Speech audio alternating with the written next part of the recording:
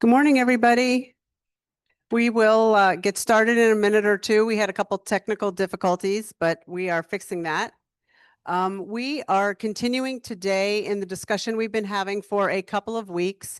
We had Bishop Sutton here 2 weeks ago, and then last week we had our own John Talbert here, all talking about various aspects of what we should be doing in these times.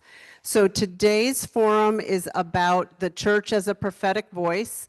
And we're going to talk first about what the Episcopal Church is doing overall. And then we're going to talk about the new Faith and Democracy ministry here at St. John's. And then we're going to talk about a new indivisible group that we have called Pro-Democracy Faithful. And sort of what we're doing in each of those buckets and how you can get involved if you're interested. We'll have a bunch of us come up in random order to talk, and then we'll have open questions and answers, Q&A session, and at that time we'll pass around a sign up for anyone who's interested in either or both of these initiatives. So I will start by both Bishop Sutton and Reverend Talbert told us that went through in detail how Scripture provides for institutional critics, and they are called prophets. And to sort of kick this off, we wanted to give you a sense of how the overall Episcopal Church is living out its prophetic voice in these times. And it is the way the Episcopal Church is based on General Convention resolutions, and they combine all of the ones on policy in what they call policy for action.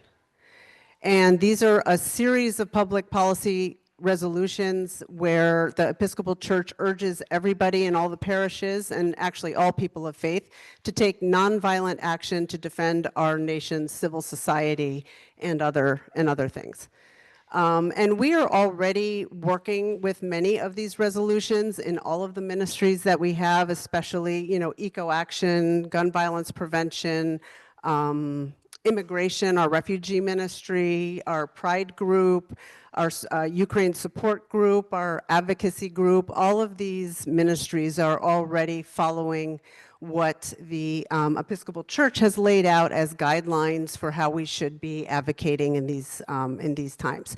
And these goes well, they probably go back 100 years, but the ones that we're implementing at this point, I mean, they go back 50 years. The first resolutions on the Holy Land are the early 70s. So this is something, a process set up by the Episcopal Church a long time ago to give guidance to all the parishes. So specifically related to faith and democracy, there are a number of General Convention resolutions on things like ensuring free and fair elections, advocating for good governance and fair participation, advocating for legislation to protect and expand voting rights and access, combating rising religious nationalism, supporting policies to combat media disinformation, and condemning political attacks and derogatory language rooted in scapegoating based on anything that you can think of. Its ongoing work in the last year includes supporting litigation challenging the travel ban, advocating for federal spending that safeguards the welfare of the most vulnerable, caring for immigrants and refugees in our congregations and communities, and standing in solidarity with other faith groups. And there's active work being done at the overall Episcopal Church level on that. And so next I'll just go through some selected comments and statements that Presiding Bishop Sean Rowe has made. As you may know, he came in November. It's been about a year now, and he jumped in very quickly, starting in January, with very strong statements about what the Episcopal Church should be doing. So we'll go through just a few. Churches like ours, protected by the First Amendment and practiced in galvanizing people of goodwill, may be some of the last institutions capable of resisting this administration's overreach and recklessness. God calls on us to place the most vulnerable and marginalized at the center of our common life, and we must follow that command regardless of the dictates of any political party or earthly power. We are now being faced with a series of choices between the demands of the federal government and the teachings of Jesus, and that is no choice at all. We are practicing institutional resistance rooted not in partisan allegiance, but in Christian conviction. At its best, our church is capable of moral clarity and resolute commitment to justice. Churches must reject the moral compromise that the Trump administration has expected of other American institutions. Institutional resistance is now more important than ever. The church may be one of the last institutions that will be able to stand up and to tell the truth along the way, not to fold to demands to make compromises on our moral decision-making. The church needs to be strategic and will continue to take faith-based stands as a bulwark against injustice. This is not about party politics. This is about moral decision-making. This is not about being a Republican or Democrat. This is not anti-Trump. This is about our baptismal covenant and respecting the dignity of every human being. Our own bishop from the Diocese of Washington, Mary Ann Buddy, has said going back to January, with a commitment to unity that incorporates diversity and transcends disagreement, and the foundations of dignity, honesty, and humility that such unity requires, we can do our part in our time to realize the ideals and the dream of America. May God grant us all the strength and courage to honor the dignity of every human being, speak the truth in love, and walk humbly with one another and our God, for the good of all the people of this nation and the world. In public discourse, honoring each other's dignity means refusing to mock or discount or demonize those with whom we differ, choosing instead to respectfully debate our differences and, whenever possible, to seek common ground. And for these statements, both Bishop Rowe and Bishop Buddy have received death threats, astonishingly. So some of you may know, we did a postcard campaign to thank them for their courage and leadership. That continues. We have some of them up here. If you want to grab some on your way out, you can do that.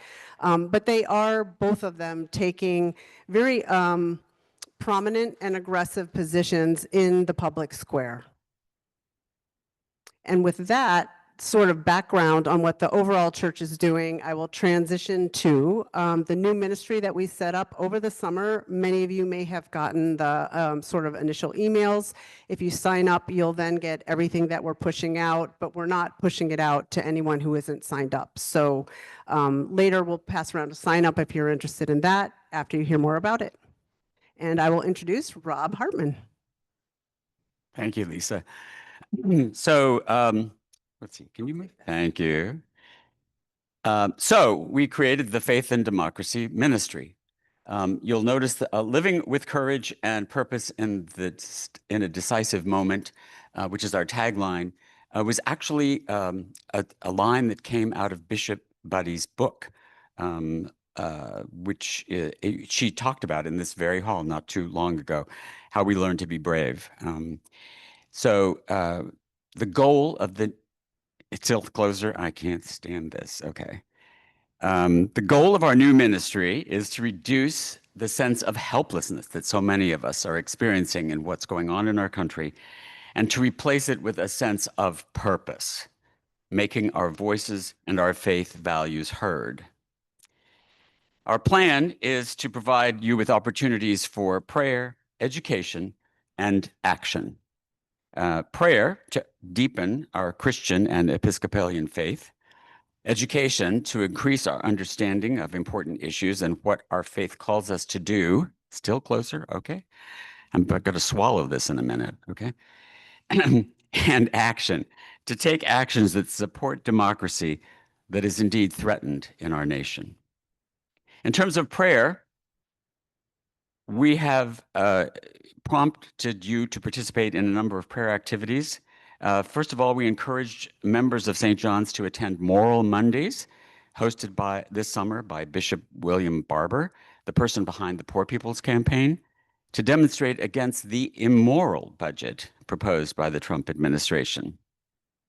In June, members of St. John's joined Bishop Buddy and hundreds of clergy on Capitol Hill, including Anne back there and a number of others in this audience today, to demonstrate against Trump's big, beautiful bill, which of course is anything but. In September, we notified people of a free community meal in DC celebrating the city's amazing resilience while under siege.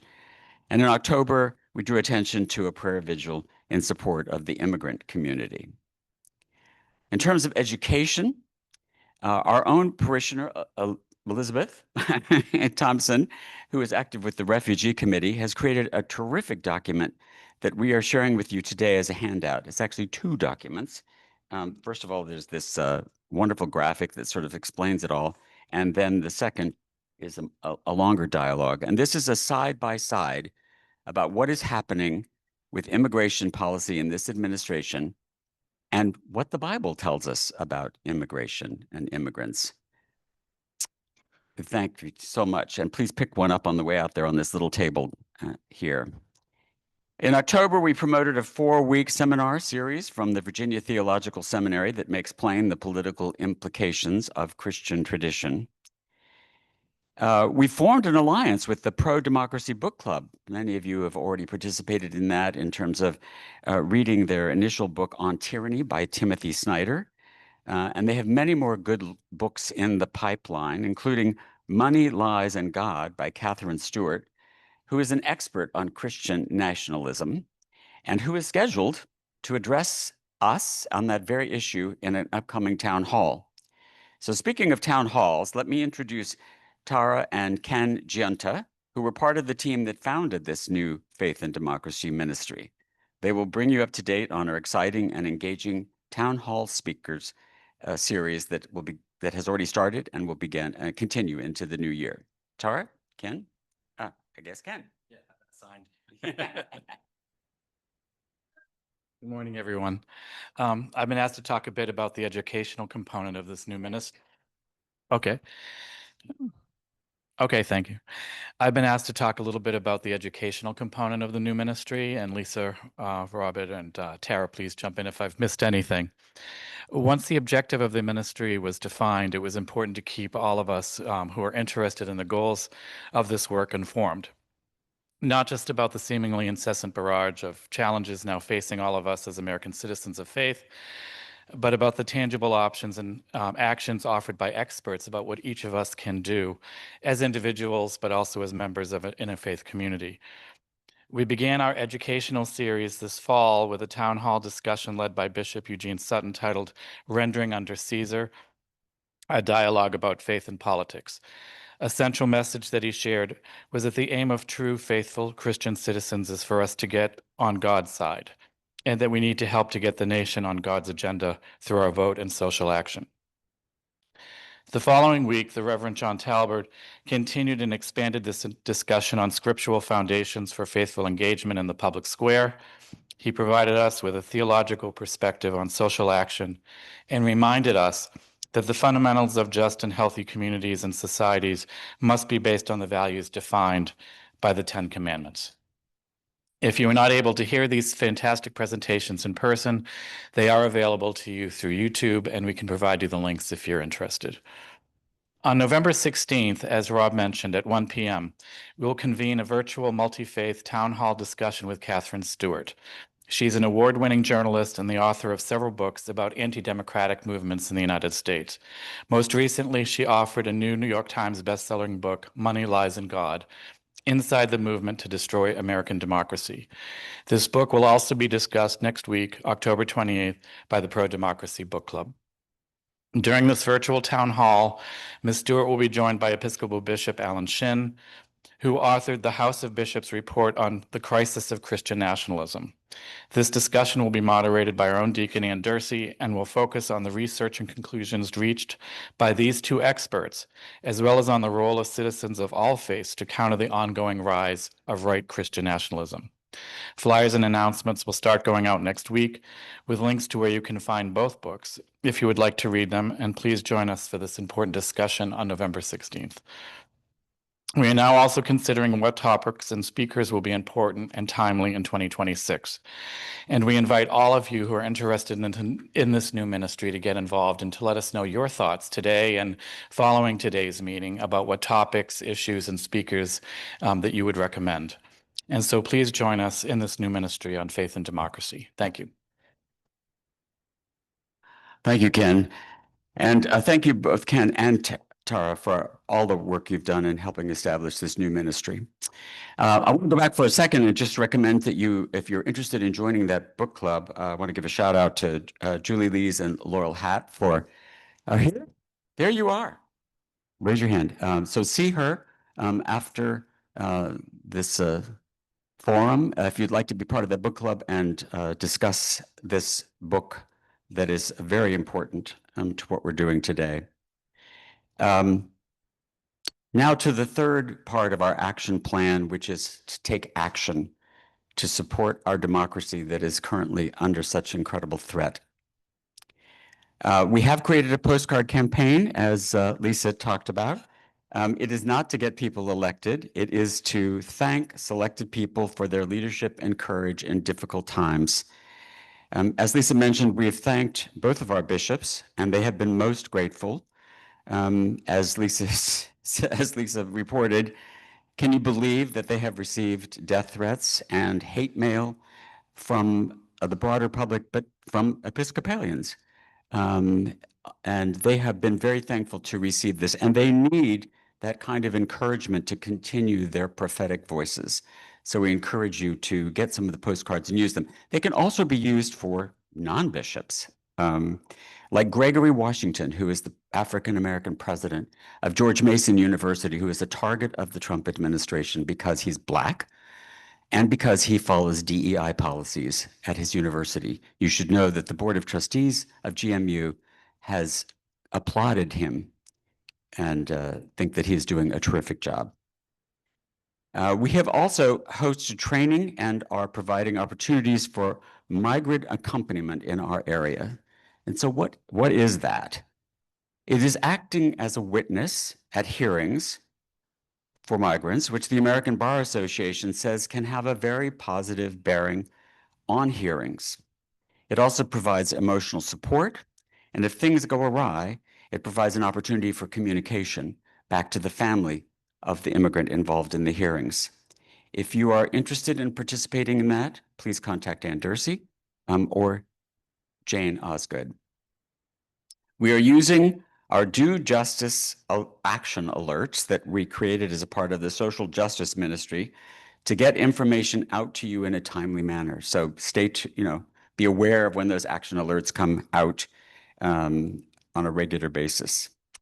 Finally, we've developed our own chapter of Indivisible called Pro-Democracy Faithful.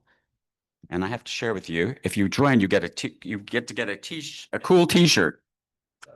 It's Indivisible on one side and our pro-democracy on the other. So this is important to note. This represents sort of the secular side of our ministry. As the faithful in the name, it really means faithful to democracy, right? And it includes all faiths, not just Christians or Episcopalians. And here to talk about this incredibly important effort is Doug Jolly. Good morning, everyone. Well, as Rob just said, we call ourselves Pro-Democracy Faithful. And it was, I guess, a fortunate circumstance that as the Faith and Democracy group was going,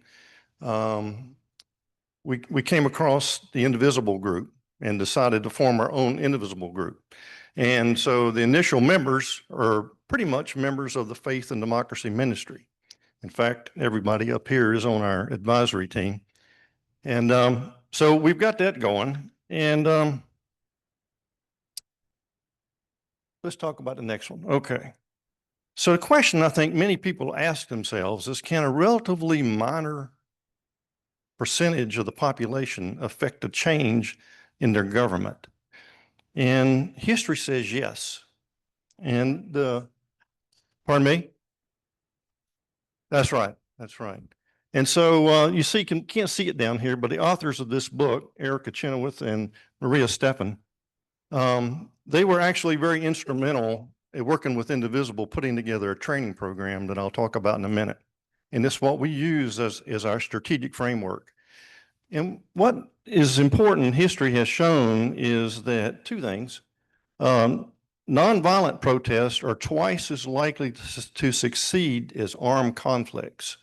And so Indivisible is absolutely committed to nonviolence, okay? And they stress it over and over again. And we have to sign a pledge when we started our Indivisible group that we were committed to nonviolence. The second thing that history teaches is that if you can mobilize 3.5% of your population in sustained mass events, that history says that no government has ever survived that kind of opposition. Okay. And so you'll hear a lot about the 3.5%, but it's important to remember it's not one big no King's Day. It's not about that. That's part of it. But it's got to be several tactical events occurring in conjunction with that, okay, for it to be effective. So 3.5% for the United States is 11 million Americans. No King's Day, which occurred a week ago, was 7 million.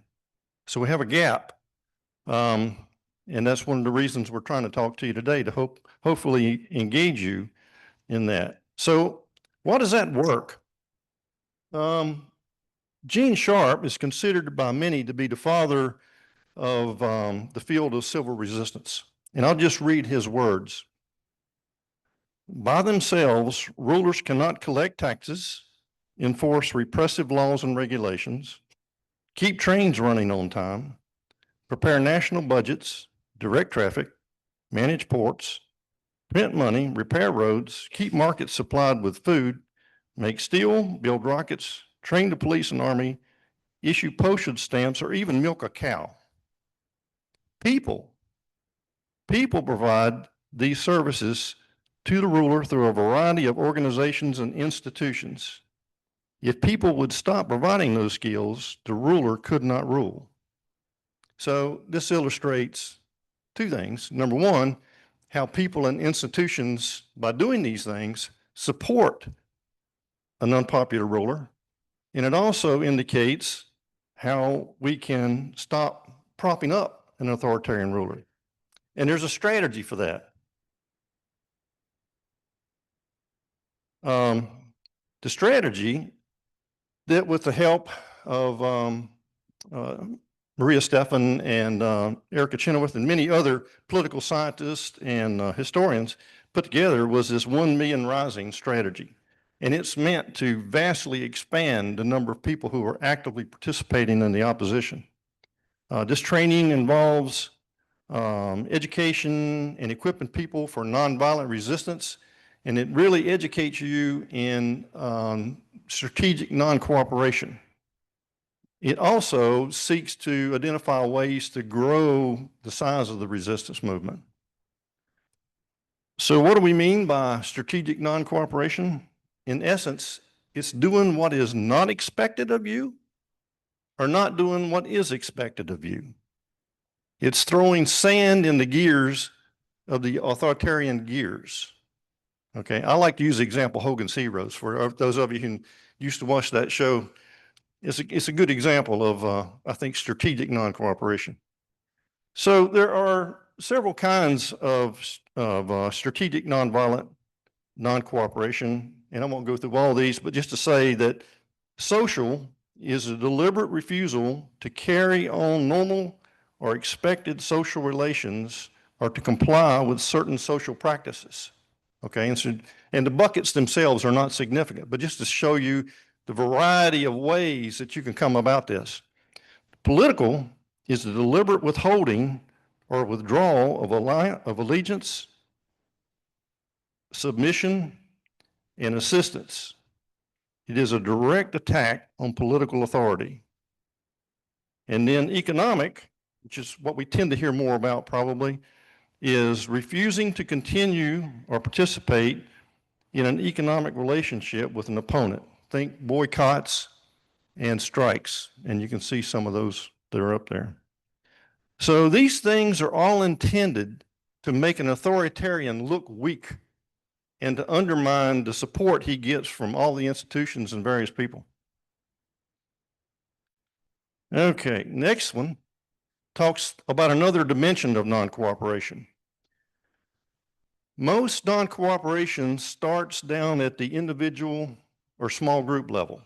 Okay, somebody has an idea, and so they implement that, or they get a couple of friends and they implement that.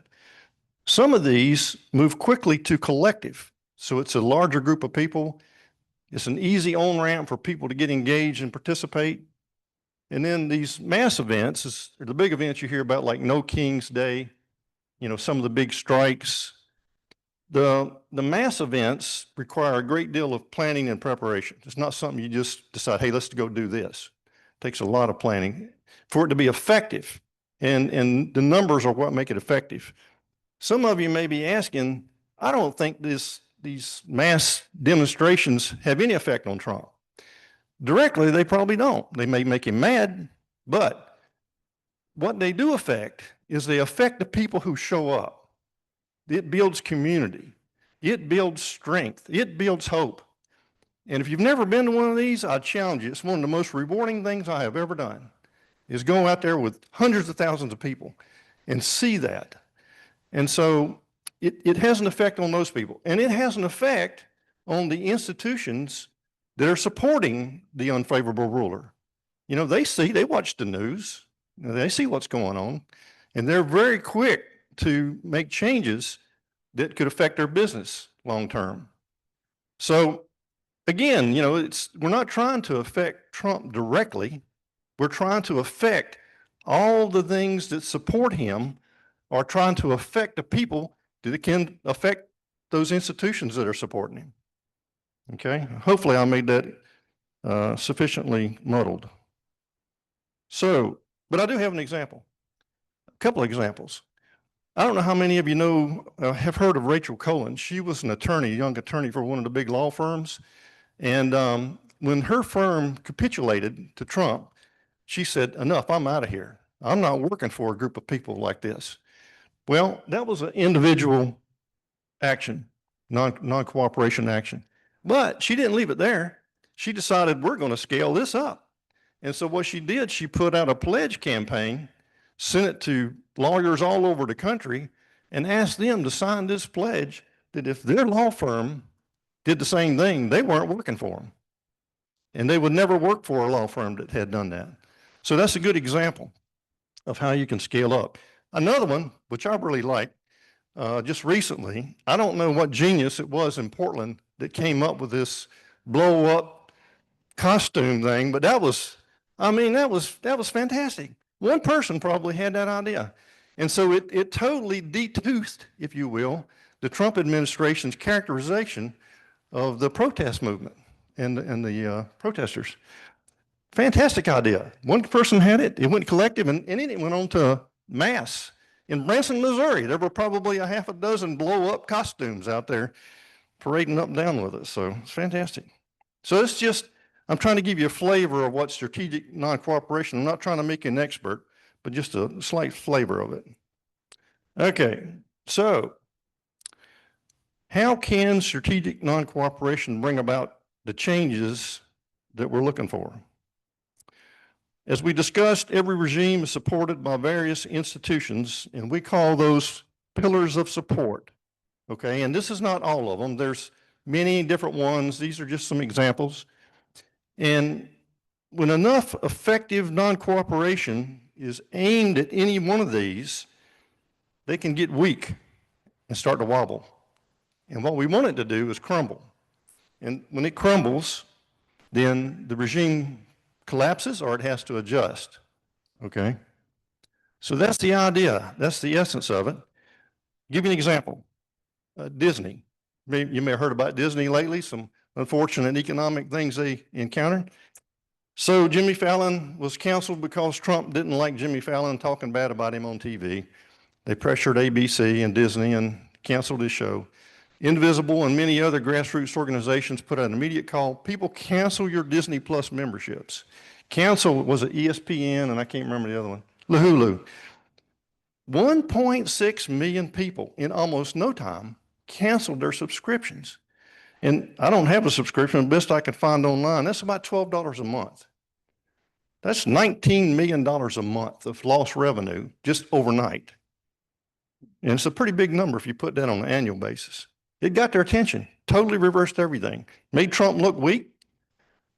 Disney got the message that I better be careful of whose alliance and allegiance I'm trying to hook my cart to. And the other corporations had to set up and take notice. So real victory. And I think we have a lot more of those coming. So that's how this works. Disney sitting down here, they quaked a little bit. They blinked, okay? And we got to have more of that happen in all of these pillars. So our other objective of our local indivisible group is to figure out how to grow the committed base, the number of people involved. Absolutely critical. So the question is, what does it take to get people off the couch?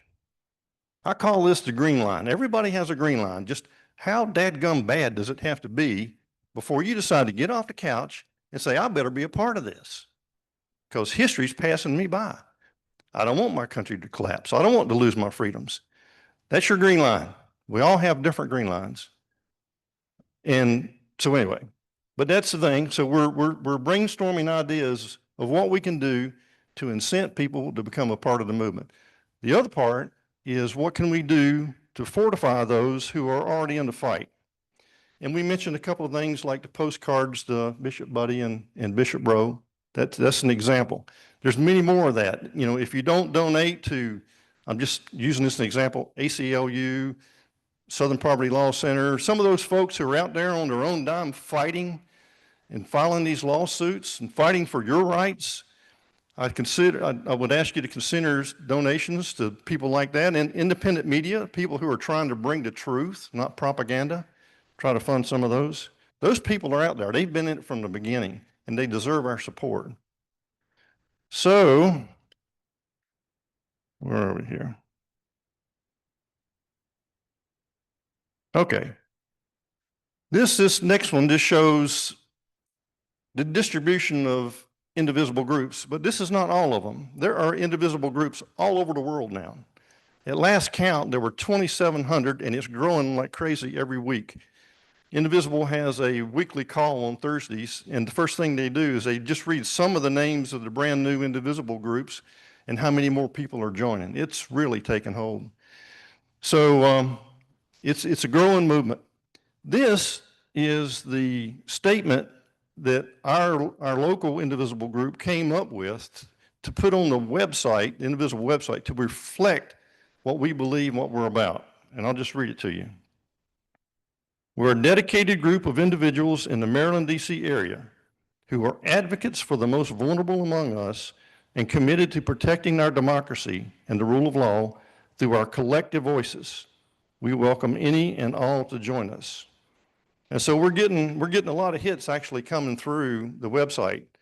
Talking about green lines, I had someone wrote me last week and she said, I've been watching all this take place, but when they tore up the end of the White House, that was it. I mean, how can I help? So that's interesting. So we're getting a lot of contacts that way. But I do want to encourage you to think about signing up. We have sign-ups here.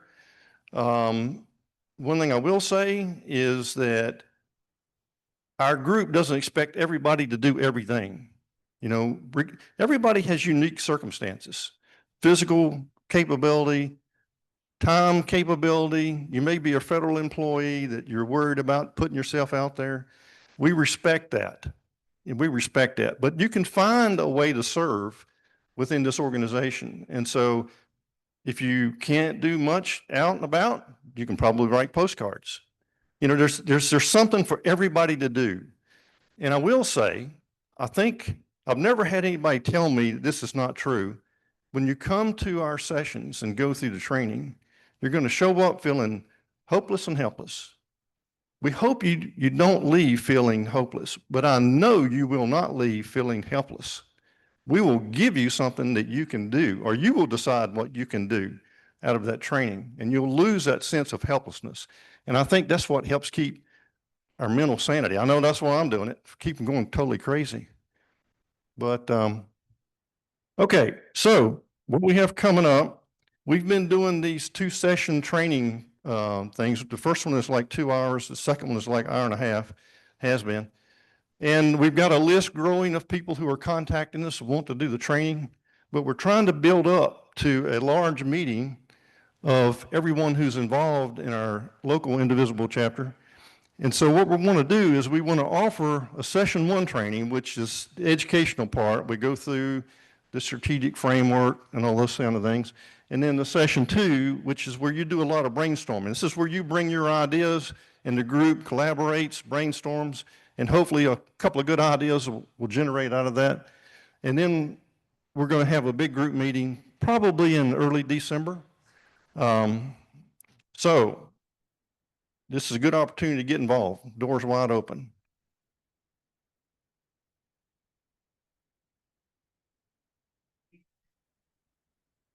Oh yeah, we've had 5 groups through the training, and I know we've got, I'm probably going to do Chris's group. So we got a 6th group that's going to occur in a couple of weeks. And the rest of the people that are on the list, I don't know how many it is now, I have to look at it. We probably will steer to this one training session. We tend to do these in small groups in our homes. We generally like to keep it to less than 10, but because we're playing catch up a little bit here, we'll probably have, this will be a larger group, I anticipate. Anything else?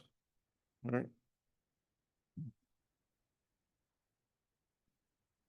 So thank you all for presenting on all the various things that we're doing. And we have time for questions about, 15, 20 minutes on actually any and all. And we're circulating some signups, and there's 2 different signups. One is for pro-democracy, wait, now I'm going to get them, Faith and Democracy, which is the ministry at the church. And then the other is the Indivisible group that Doug just went through. And on the one for pro-democracy faithful, we have a little section where you can indicate whether or not you're interested in doing the, many of you here have already done actually at least session 1, maybe also session 2. But if you haven't and you're interested in doing that, you can sign up for that here, and we'll contact you.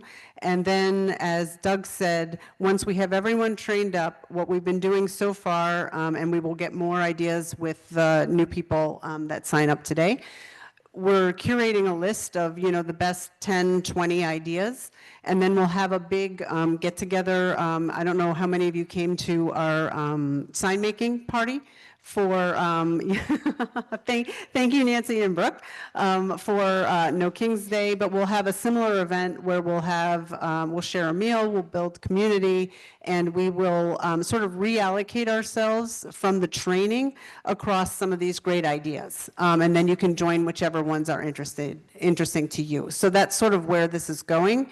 If you're interested, please sign up or email anybody that you saw up here today, and we can connect you with that. So with that, we can go to questions. And do you have one, Bill? Yeah, so this is one of the benefits of starting out with the mic, as I get to ask the first question. But I just wanted to amplify a little bit of what Doug was saying in terms of what this ministry and the Indivisible group as well offer us, and then also what we, specifically Christians and we in St. John's, have to contribute. I don't know how many people have said, and you said it very well, Doug, these conversations, it's an antidote to the doom loop, right? Like, I don't know how many times I've had dinner parties or whatever, just really messed up because we just get into this misery talking about the administration or what's going on in the world. And I think these discussions have really turned it in a very positive direction. And then if you think about what we have to contribute, it's that. I mean, I think we have like, and I think our own leadership in the church has been so eloquent in saying what we as parishioners and we as Episcopalians have to contribute to the movement. And then if you see the No Kings March, I mean, it's really remarkable. 7 million people and not a single act of violence. And I think that's like, it's really exciting that, just imagine and think about And it the was civil even rights. joyful, I would Right, say. and Yeah. just as in the tradition of the civil rights movement, it's inspired by the Holy Spirit. What a wonderful thing. So anyway, I just wanted to share that. Questions?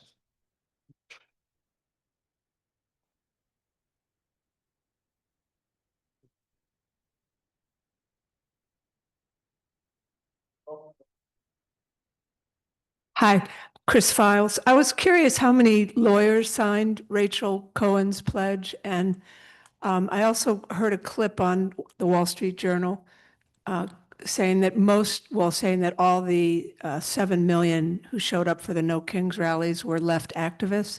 And who, has anybody sort of done a rebuttal of that? I don't really know how many people ultimately signed it. There was some Substack I was following that it came through and encouraged you to get on there and sign it.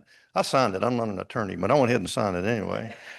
So I'm writing here today. I'm telling you, I'm not going to work for a law firm that capitulates. So even though they wouldn't hire me, but so I don't really know what the final number was. That's a good question. I need to check up on that. And your second question was? No Kings, characterizing the No Kings people who showed up Yeah. as left activists. That was a Wall Street Journal reporter on a Yeah. video. That to me, that's totally false. I mean, there's independents, disaffected Republicans, of course, Democrats of center, left, right.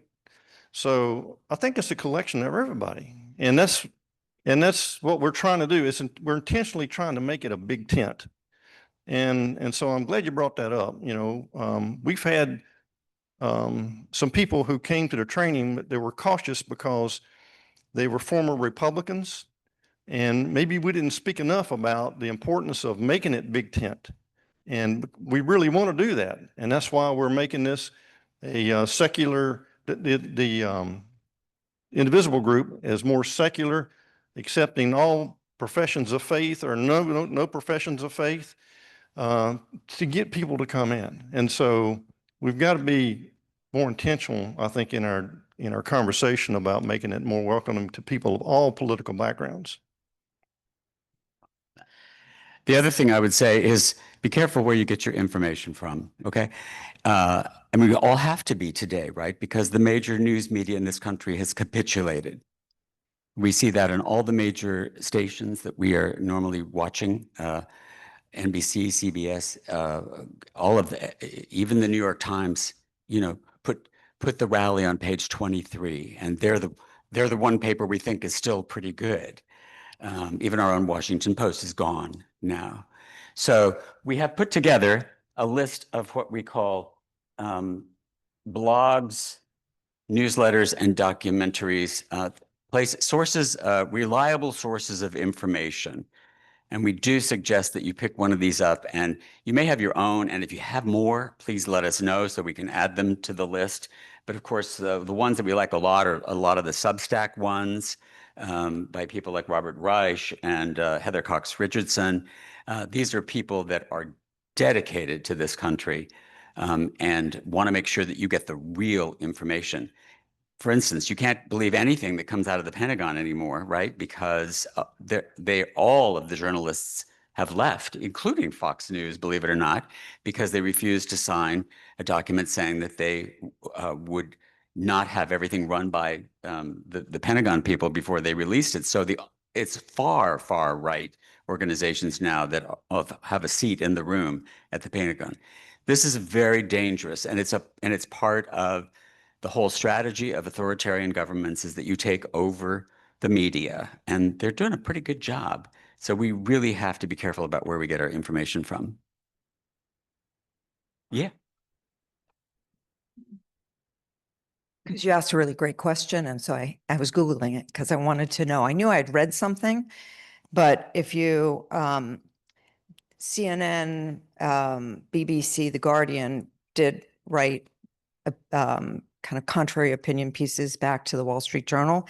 What I found interesting is in an October 20th podcast, the Wall Street Journal opinion columnist acknowledged that there was no evidence for Republican claims that protesters were paid by figures like George Soros.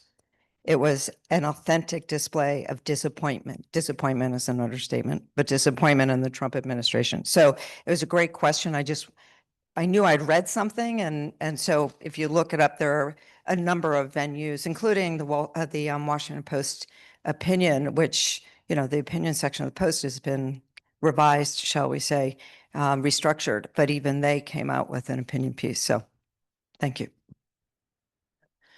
So I just wanted to emphasize the point that becoming involved, coming to some of these things is so incredibly uplifting.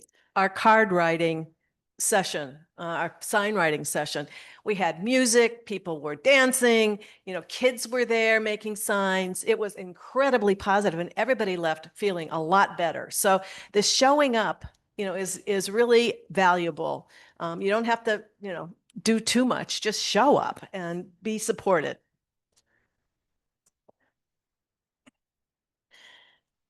I Sorry, agree Anne. with what, oh, I'm sorry. Oh, I'm so sorry. Sorry, Anne here wants me to say my name because it's Anne. But to address actually both of your points, and sorry, new here, won't be back, sisters here kind of thing, came because I was interested, loving it, great thing. But speaking as a lawyer and speaking as somebody who's very involved, what I can say is, I don't have the exact number to my hand, thousands of lawyers signed that pledge. More importantly, thousands of lawyers read that pledge and, similar to what you were describing with Disney, pressured their law firms to say, you need to think about whether or not you want to do this. And because you need to think about how many of us will be willing to stand up publicly and break with you. And thousands of law firms, big and small, have walked away from incredible pressure that the Trump administration was placing on them. And that movement of the Trump firms demanding these concessions died out actually very quickly. He got the initial ones, and then they rapidly have started not doing the things he asked them to do, or living up to the concessions he had apparently granted, because the publicity and the backlash was substantial. Universities as well. You then saw it in the universities. It didn't work in the law firms. Lawyers, God love us, we are a feisty, argumentative bunch, and we do not like being told what to do by anybody. We especially don't like being told what to think by anybody. I'm also in this astoundingly unique position that last Monday, I had lunch with a very longtime friend who is George Soros's head of household. So since he bought me lunch, I suppose I'm technically a paid protester. But if he did it for all of us, George Soros wouldn't have the money. 7 million people turned up. George Soros doesn't have their names, their addresses, or their paychecks. He funds pro-democracy groups. He has done ever since his parents escaped the Nazi regime. And he continues to do so. And he continues to be pillar. The security things they're having to do are substantial. But he's not paying 7 million people to turn up.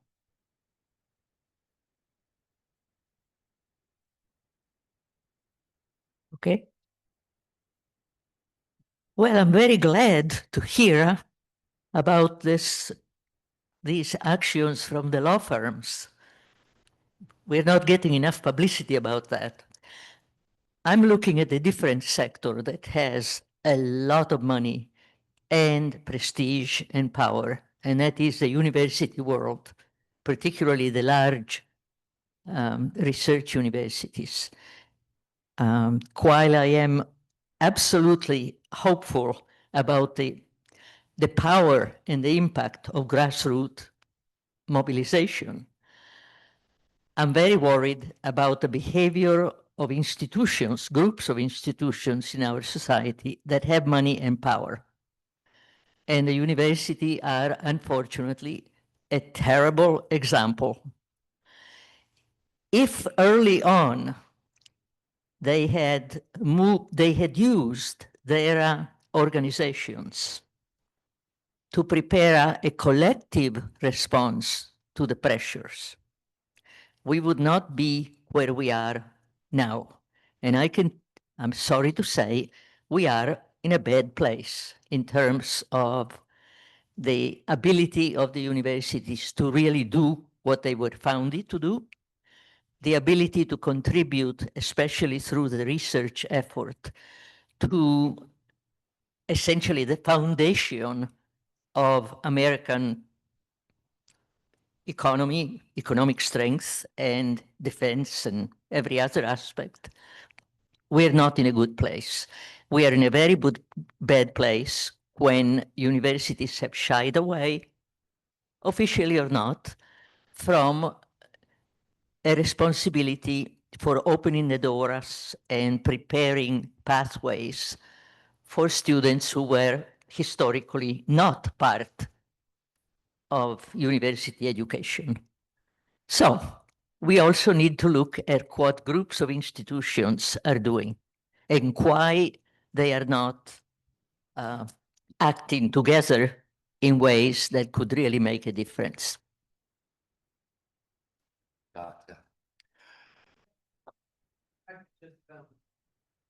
Respond quickly to Clara's comment. Totally agree. And that's actually what the indivisible group, the framework does, is looking at what institutions are propping up the administration and what can be done about that. So that, and there have been a number of good ideas coming out about how we could do a letter writing campaign to the Supreme Court, education, alumni writing their colleges and universities, talking about, you know, what they want to see them do. So that's part of what the work is. So, Scott. So maybe this is a question that's getting too much into the definitional weeds, and perhaps it would be answered if I took the class. I'm interested to understand a little bit more about what nonviolent or nonviolence is meaning in this context. I take it as it doesn't mean pacifism, because pacifism usually involves resistance. But I wonder whether or not it involves either, is that a physical, you know, does that include physical resistance in the form of defensive, not offensive? I'm just trying to understand. I understand we're not going to go out with guns and axes and start attacking people. But from a defensive perspective, we know this administration is using physical force as a means of intimidation and as a way of just harming people.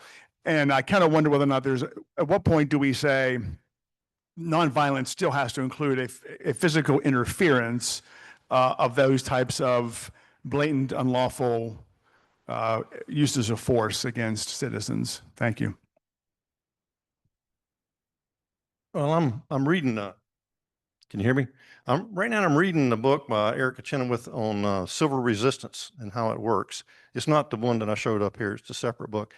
And she actually covers that and what's the difference between nonviolent resistance, civil resistance, and some of the others. And I think it definitely means no physical. It takes out any physical. And it frowns, I think, indivisible anyway, frowns on like personal property destruction. And they want you to obey the laws. And to the point that, you know, if the police declared area, you know, this is an unlawful gathering, then disperse. Okay. But there's a point where you do disruptive activities, like maybe a group decides they want to walk out in the middle of the interstate and stop traffic. You know, I don't know, but that's disruptive, and to the point where you can get arrested. Okay. And I think a lot of the groups, some of the things they do, they expect to get arrested. And that's part of the training that they offer is what do you do when you get arrested, and that whole process. So it's a really blurry line, but I'm positive they're not advocating destruction of personal property or any physical harm to any being whatsoever, be them ICE agents or whatever? Pardon me? Well, yeah, yeah.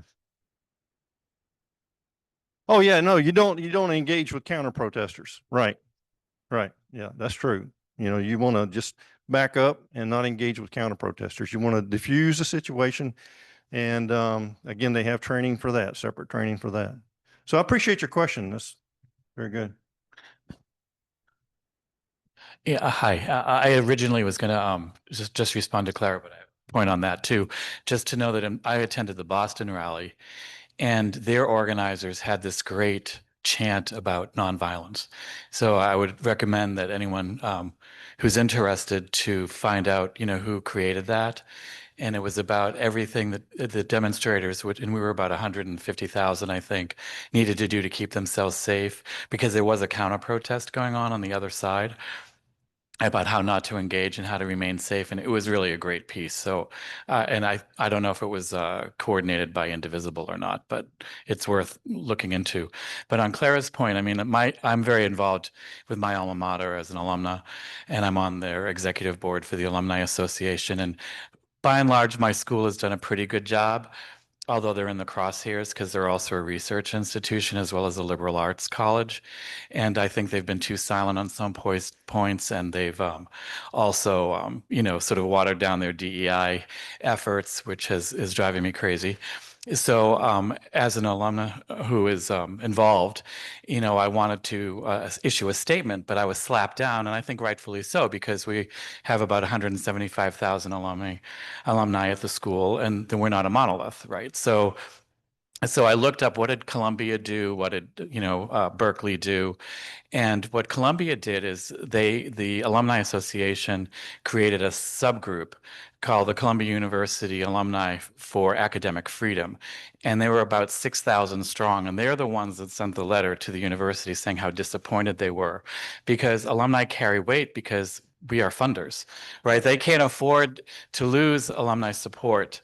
And so that's just one small thing that all of us can do with our schools, is to go to your alma mater and ask them to establish an alumni group, much like what they did at Columbia. Great. Well, we are at time, everyone. It's time for the next service. So thank you all for coming and hearing us today. And any questions, please get in touch with any of us. So thanks a lot.